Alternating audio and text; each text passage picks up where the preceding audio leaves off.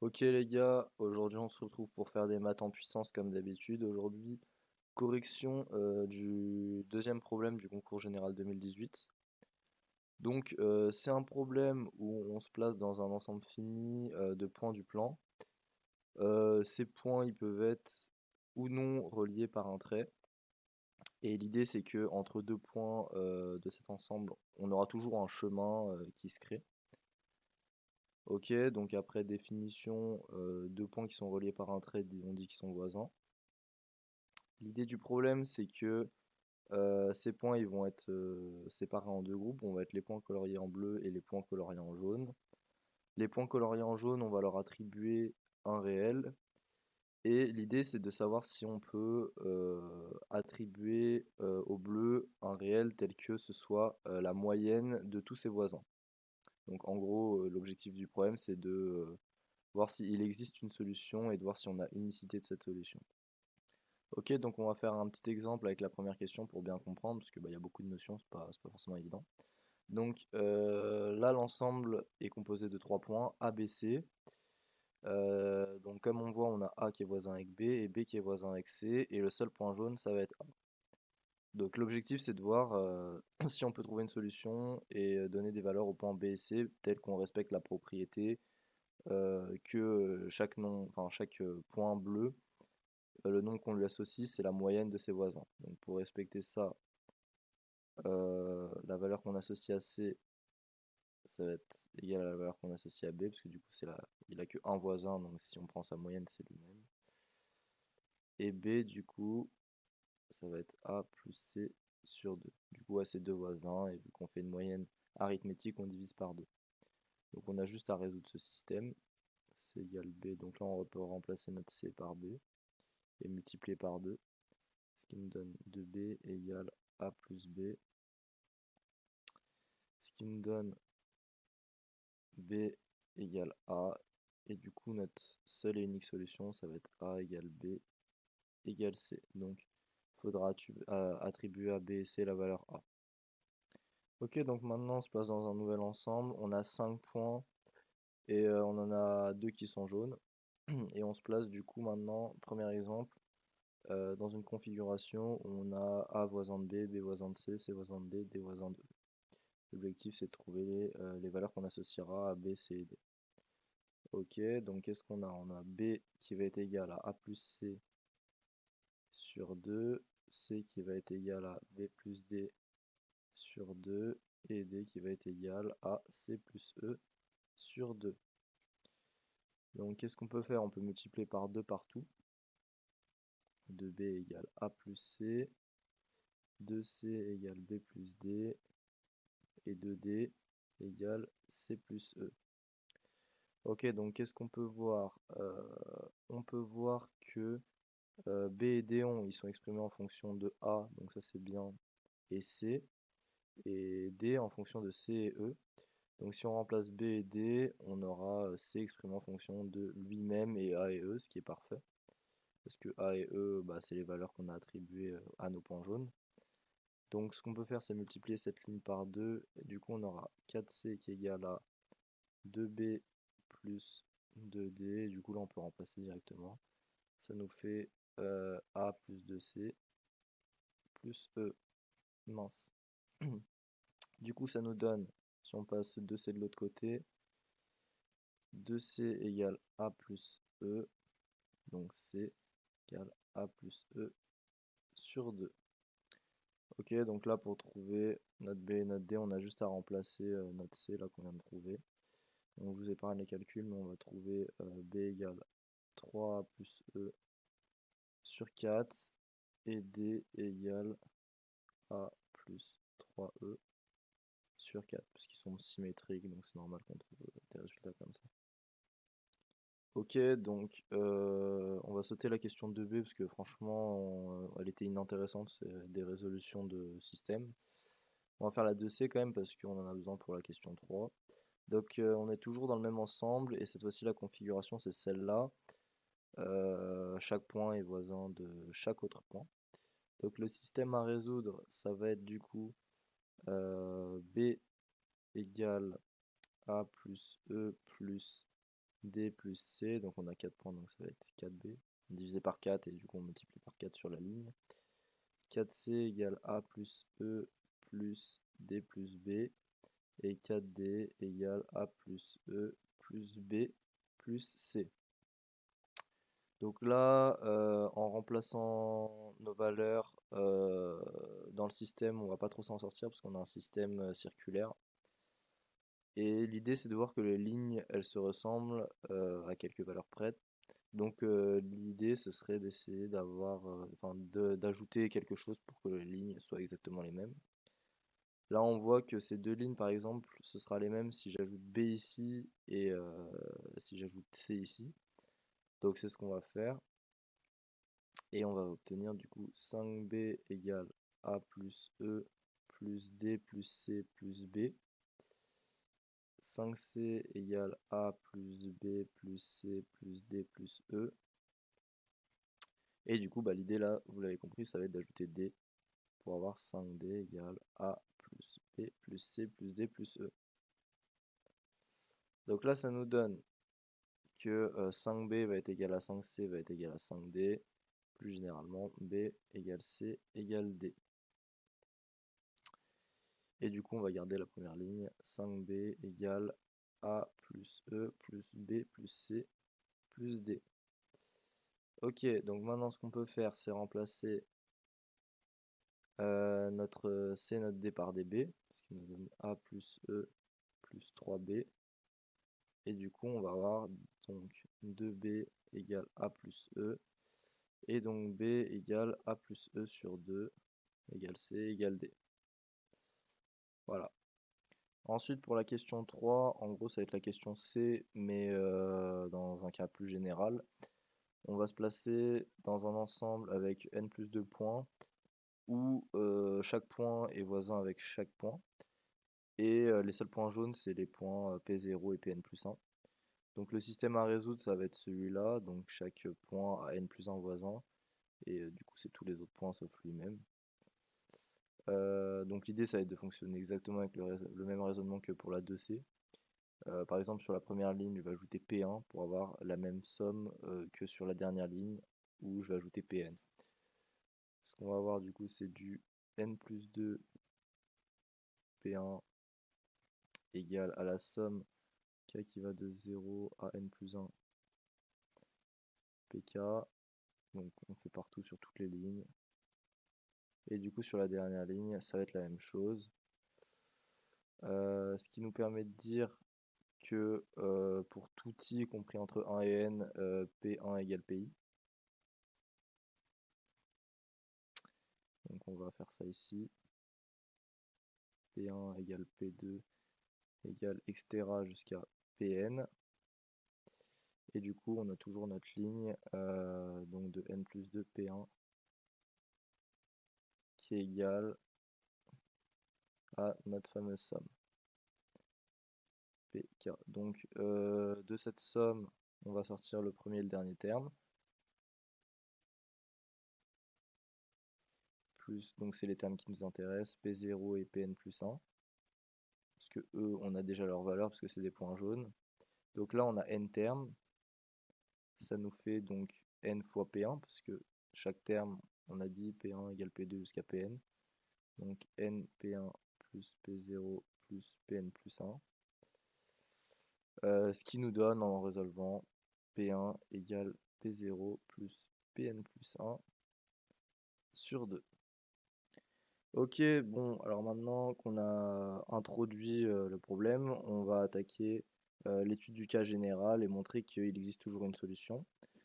Donc on va rajouter 2-3 notations. Déjà, notre ensemble, on va le séparer en deux ensembles. Notre ensemble de points, on va avoir du coup les points jaunes puis les points bleus. Donc qu'est-ce qu'on fait en gros dans notre problème? Tout d'abord, on associe du coup à chaque point jaune une valeur. Donc en gros, on a une fonction k qui va de l'ensemble des points jaunes dans R. Et notre objectif, nous, c'est de trouver une fonction du coup qui a un point jaune garde sa valeur et au point bleu associe la moyenne de ses voisins. Donc si on trouve une telle fonction, on dit que f est une solution pour l'attribution k. Ok, donc pour montrer qu'il existe toujours une solution, on va travailler avec une suite de fonctions telles que du coup f0 de m égale la valeur en m si c'est un point jaune et 0 si c'est un point bleu. Et on va utiliser cette relation de récurrence pour la fonction. Voilà. Bon, du coup, on va faire la première question. Donc, il faut montrer cette propriété pour tout point m dans notre ensemble. Donc déjà, on voit que si notre m, c'est un point jaune, la propriété est automatiquement vraie, parce que du coup, on a f de m, enfin fn de m qui est égal à fn plus 1 de m, qui est égal à k de m, donc en gros la valeur qu'on a attribuée au point jaune. Donc dans le cadre de cette question, on dit directement dès le début que k de m est supérieur ou égal à 0. Et k, en gros, qu'est-ce que c'est? Par définition, c'est le plus grand des km. Donc on peut majorer km par k. Donc la propriété est automatiquement traitée si notre m est un point jaune. Donc en gros, on va montrer par récurrence la propriété si m est un point bleu. Donc Hn, ça va être pour tout m appartenant à bleu, on a Fn de m, petit que Fn plus 1 de m, plus petit que grand K. Voilà. Donc on va faire l'initialisation. Donc F0 de m, si m est bleu, c'est égal à 0, donc c'est supérieur ou égal à 0. Ensuite, F1 de m, donc c'est égal par définition k qui va de 0 à d, où d c'est son degré, F0 dpk, le tout divisé par d. Donc par quoi est-ce qu'on peut minorer ça? En fait, chaque f0, soit c'est un point jaune et du coup c'est plus grand ou égal à 0, parce qu'on a déjà montré la propriété, soit c'est un point bleu et c'est égal à 0. Donc on peut juste majorer ça par 0, sauf que f0 de m c'est égal à 0, donc on a bien f0 de m plus petit ou égal à f1 de m. Donc f1 de m, on va le réécrire en somme, k qui va de... Alors c'est pas 0, c'est 1 par contre. K qui va de 1 à d, f0 de pk, donc le tout divisé par d. Donc chaque terme, soit c'est un point jaune, donc on peut le majorer par grand K, soit c'est un point bleu, donc c'est égal à 0, et grand K est positif, donc on peut aussi le majorer par grand K. Donc on va majorer chaque valeur par grand K, ce qui nous donne somme de K qui va de 1 à D de grand K, le tout divisé par D, ce qui est égal à dk sur D, ce qui est égal à K, ce qui clôture l'initialisation. Ok, donc maintenant on va attaquer l'hérédité. Donc on prend un n naturel et on suppose que la propriété est vraie pour ce n, ce qui veut dire qu'en gros pour tout m qui appartient à bleu, on a ça, la propriété qui est vraie quoi. Fn plus 1 de m plus petit égal à k. Donc maintenant on va en prendre un en particulier de m. Donc vu qu'on a ça qui est vrai, en particulier on a Fn plus 1 qui est vrai, voilà. Ensuite, Fn plus 2 de m, comment est-ce qu'on peut l'écrire? On va utiliser notre somme, donc k qui va de 1 à d Fn plus 1 de du coup les pk, le tout divisé par d. Vu que notre propriété est vraie, on peut l'utiliser sur les Fn plus 1 de pk, parce que pk soit c'est bleu et du coup c'est vrai par hypothèse de récurrence, soit c'est jaune et on a déjà montré la propriété pour les points jaunes. Donc ça c'est plus grand ou égal à k qui va de 1 à d d Fn de pk, le tout divisé par d, et ça c'est égal à Fn plus 1 de m. Ok. Ensuite, on va revenir sur ce terme-là. Par quoi est-ce qu'on peut le majorer? Donc, comme on a dit, la propriété, on peut utiliser l'hypothèse de récurrence. Donc, soit nos PK ils sont bleus, donc on utilise l'hypothèse de récurrence, soit ils sont jaunes, et donc c'est automatiquement vrai. On peut majorer chaque fn plus 1 de PK par K. Qui va de 1 à D, dk, le tout divisé par D, et donc ça c'est dk sur D égale à K. Donc là, qu'est-ce qu'on a? On a 0, fn plus 1 de m, fn plus 2 de m. Alors là j'ai une galère, voilà. Plus petit ou égal que K, ce qui clôture notre récurrence. Ok, donc l'objectif c'est de déduire par rapport à l'inégalité qu'on a montré qu'il existe une solution pour l'attribution K. Donc ce qu'on peut voir, c'est que pour tout m qui appartient à notre ensemble, grâce à l'inégalité qu'on a, on sait que la suite fn de m, elle est majorée et croissante, donc elle converge. Ce qu'on va faire, c'est qu'on va prendre la fonction f qui a m associé du coup la limite de fn de m quand n tend vers l'infini. Donc ce qu'on a, c'est si m jaune f de m est bien égal à k de m, et parce que du coup notre fonction fn de m elle est constante quand m est jaune, et si m est bleu,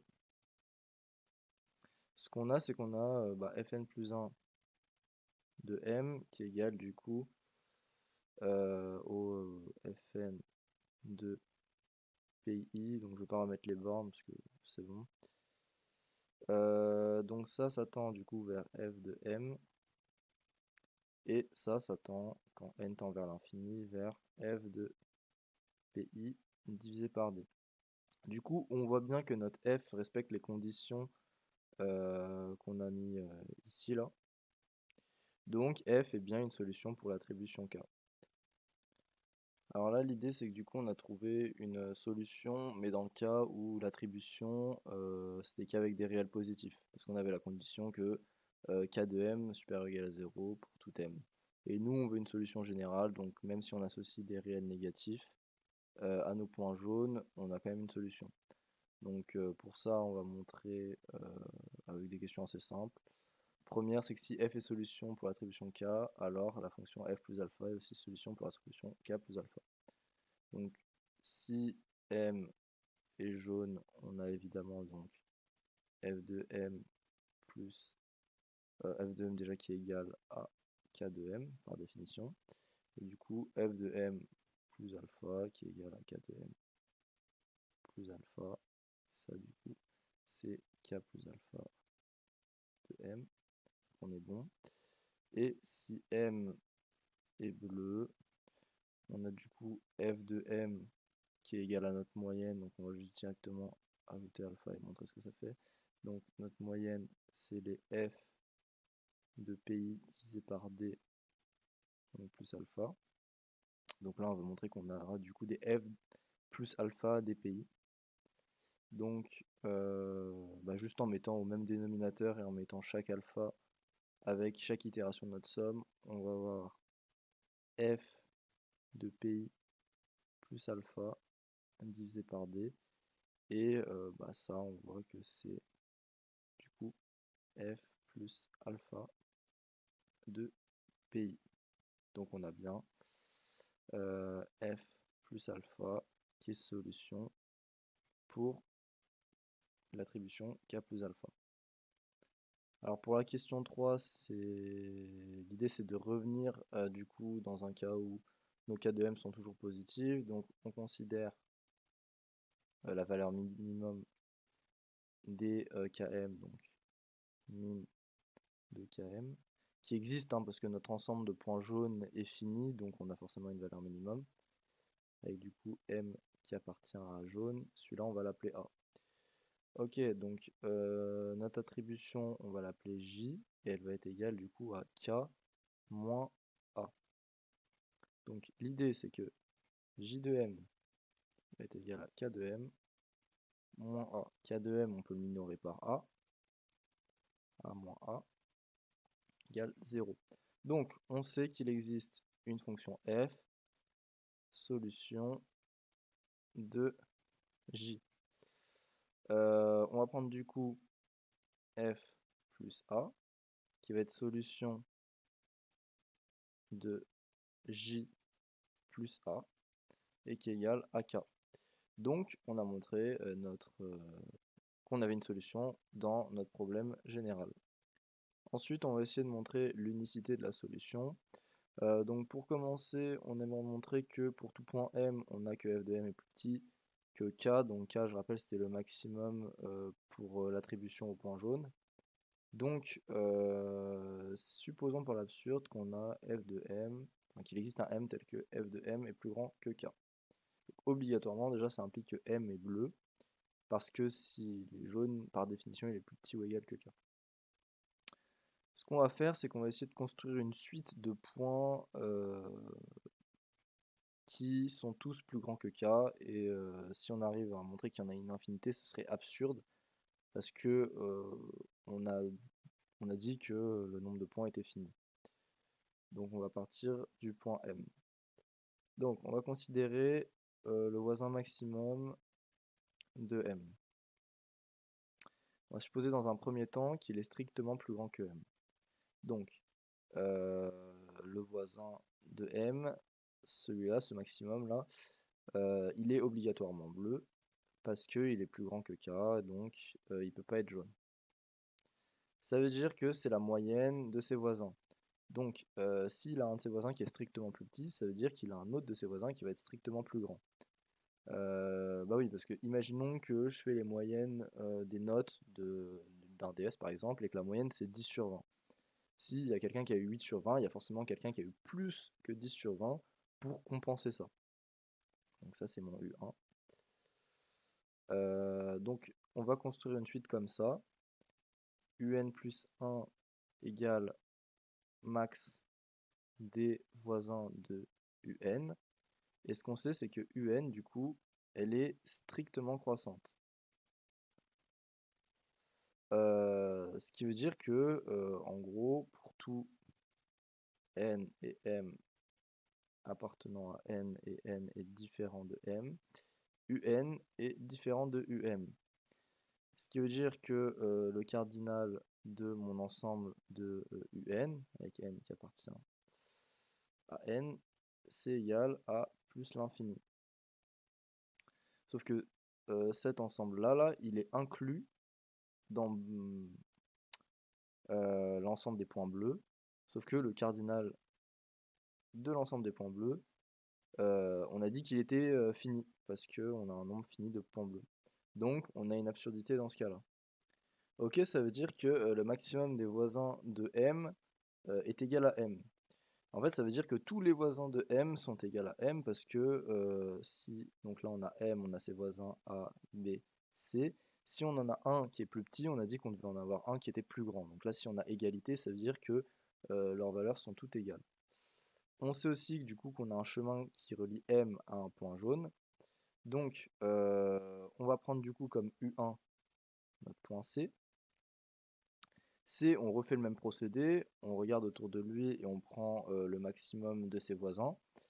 Donc soit on a max des voisins de C qui est strictement plus grand que C, et donc là on a la même absurdité que tout à l'heure, soit on a l'égalité, et du coup on continue sur notre chemin jusqu'à arriver à un point jaune, et du coup on trouverait qu'on a un point jaune qui est plus grand que K, et ça c'est aussi absurde. Donc on a montré que on avait f de m qui était plus petit ou égal à k pour tout m appartenant à notre ensemble de points. Ok, ensuite on veut montrer que si donc on a bien f qui est solution pour k, et du coup si on a une autre solution g, f moins g vérifie la condition 2, donc ça c'est pas très dur. F moins g de m, ça va juste nous donner du coup f de m moins g de m, du coup les f de pi sur d moins g de pi sur d, et par linéarité de notre moyenne, ça va nous donner f moins g de pi sur D. Ensuite, que vaut f-g sur l'ensemble des points jaunes? Donc du coup, si on a donc M qui est un point jaune, ce qu'on sait c'est que f de M va être égal à K de M, parce que du coup F est solution, et G de M va être égal aussi à K de M. Et du coup, F moins G de M va être égal à 0. Ensuite, on veut montrer du coup que F égale G. Donc, à quoi nous servent les questions d'avant? Si on a F qui égale, enfin F moins G de M qui égale à 0 sur jaune, et que F moins G vérifie la condition 2, d'ailleurs G moins F va aussi la vérifier, et G moins F sur jaune vaut aussi 0. Qu'est-ce que ça veut dire? C'est-à-dire que si on prend J, l'attribution qui va du coup de jaune dans R, et qui à tout point associe 0, bah f-g va respecter ça. Donc f-g solution de J. Et vu qu'il est solution de J, et bah, on peut utiliser la question 4.